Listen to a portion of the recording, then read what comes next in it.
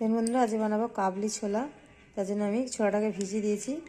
একে আবার চানা বলে, চানা মশলা। আমি পনিরটাকে ভেজে নেবো। চানাটা আমার সেদ্ধ করা হয়ে গেছে, সিটি মেরে নিয়েছি। নুন হলুদ দিয়ে পনিরটাকে ভেজে নেবো।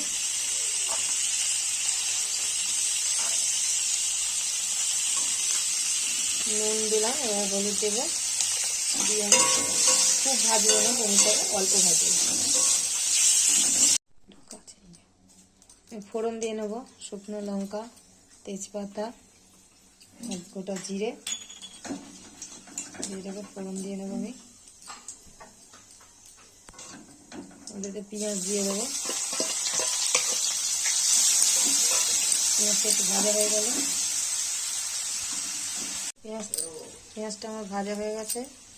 এবার আমি আদা রসুনটা দিয়ে দেবো পেস্ট। আদা রসুনটা আমি পেস্ট করে নিয়েছিলাম, আদা রসুনের পেস্টটা দিয়ে দেবো।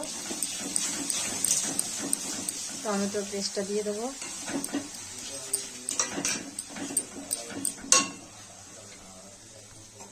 হলুদ গুঁড়ো, লঙ্কার গুঁড়ো দিয়ে নেব। ভালো লাগে চ্যানেলটাকে।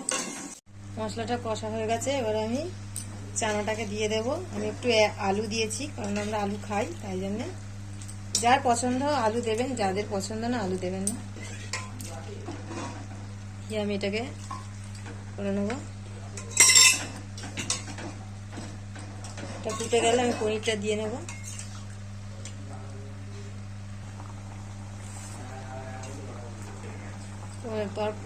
পনিরটা, চানাটা আমার ফুটে গেছে।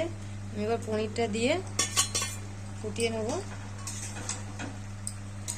বেশি ঝোল রাখবো না, কাই কাই মতো হবে একটু।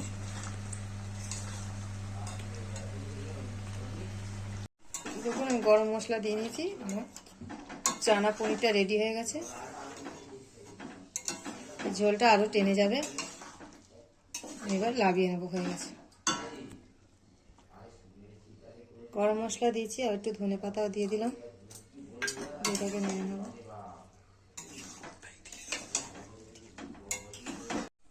দেখুন বন্ধুরা, পনিরটা আমার রেডি হয়ে গেছে, চানা পনিরটা। ভালো লাগলে চ্যানেলটাকে সাবস্ক্রাইব করে দেবেন।